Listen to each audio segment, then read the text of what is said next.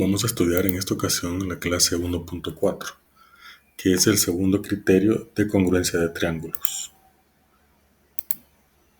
Primero dice, utilizando regla y transportador, realiza lo siguiente. Construye un triángulo utilizando el segmento y los dos ángulos de la derecha, esto que está acá, y el lado comprendido entre ellos. Compara tus resultados con los obtenidos por tus compañeros, asumiendo que cada uno va a hacer esta actividad.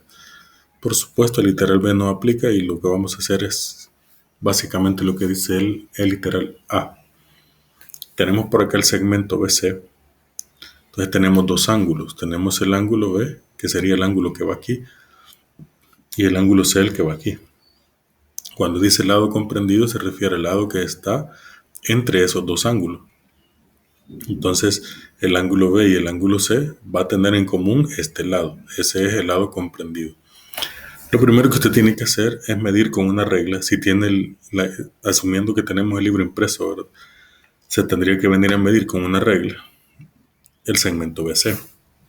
Pero como su cuaderno es cuadriculado, es fácil porque puede contar la cantidad de cuadritos en lugar de usar una regla para trazar el segmento BC. Entonces usted puede ver que el segmento BC abarca 4 cuadros. Entonces usted, a la hora de hacer el trazo, puede trazar uniendo 4 cuadros, a manera que el BC le quede abarcando 4 cuadros de su hoja o su página de cuaderno. Y si no, pues lo hace con una regla. Ahora ya para medir el ángulo, sí tenemos que auxiliarnos de un transportador. Entonces usted usa su transportador para medir el ángulo. Recuerde que el transportador se tiene que ubicar, el centro del transportador debe coincidir ahí donde tengo el puntero rojo. Mire, el centro del transportador debe estar ahí, de esta manera. Y ponemos el transportador y justamente aquí este que es el centro del transportador debe coincidir con el vértice. Y ahí se va a hacer la medición. Pueden ver ustedes dónde queda la línea azul. Ahí está sobre 120 grados. Haciendo la medición, como es ángulo obtuso, empieza a medir desde 0, 10, 20, 30, 40, 50, 60, 70, 80, 90, 100, hasta llegar a 120. Mire, quiere decir que este ángulo mide 120 grados. Eso le va a servir a usted para trazar el ángulo en C, aquí. Entonces, cuando ya lo ha hecho, lo que va a hacer es traerse el transportador para el ángulo C, para el vértice C, y ahí va a medir otra vez 120 grados. Mire, entonces ahí mide 120 grados y tendríamos que ese va a ser la medida del ángulo, 120 grados. Entonces nos va a quedar esto. Ahí hace la marca que sería la línea roja. Entonces usted con su regla hace el trazo encima de la línea que yo he puesto en rojo y le va a quedar esto. Entonces ya está medido el ángulo C. Ahora, del otro lado hay que hacer lo mismo. Tendríamos que medir el ángulo B. Entonces vamos a poner el transportador. Este transportador tendríamos que poner ahora con el centro del transportador en B. Y ahí hacer la medición. De esta manera, miren. Entonces el centro del transportador coincide con el vértice y ahí vemos la línea azul a donde queda, que es aproximadamente 35 grados, miren, porque está entre 30 y 40. Recuerde que va a empezar a medir desde 0. Entonces 0, 10, 20, 30, hasta llegar a 35 aproximadamente, ¿verdad? Para poder trazar el ángulo. Entonces ese mismo ángulo usted lo va a trazar aquí, en el vértice B, ¿verdad? Que sería donde tengo el puntero. Entonces ahí ponemos el transportador y medimos 35, entre 30 y 40, ahí va a trazar el segmento. Mire, y usted con su regla traza esta línea que yo he puesto en rojo. Y ahí se va a formar el triángulo. Entonces ya tendríamos el triángulo formado de esta manera, donde tendríamos el lado original que pusimos es BC y estos son los dos ángulos que medimos. Entonces tenemos dos ángulos, que es el ángulo en B y el ángulo en C y el lado comprendido. Fíjense bien, cuando dice lado comprendido se refiere al lado en común. El ángulo B tiene estos dos lados, el ángulo C tiene estos dos lados. El lado común es BC, por eso se llama lado comprendido.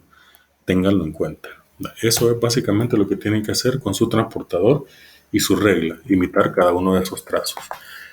En resumen, ¿qué tenemos? Para construir el triángulo usando la medida de dos ángulos y el lado comprendido entre ellos, se construye el segmento de longitud BC, que fue lo primero que hicimos. Medimos el ángulo B, que fue lo primero que hicimos aquí. Luego el ángulo C, también lo hicimos acá. Y luego trazamos los dos lados para formar el triángulo completo. Por eso dice que identifica la intersección de los rayos. Rayos le llama a los lados que están punteados en rojo. Identificamos la intersección y esa intersección le hemos llamado A. Entonces unimos los tres puntos y ahí se forma el triángulo que tenemos de la forma ABC. También se pudo haber medido al revés. Es decir, que aquí se midiera 120 grados con el transportador y aquí 35 y el triángulo que quede va a ser congruente porque va a tener las mismas medidas.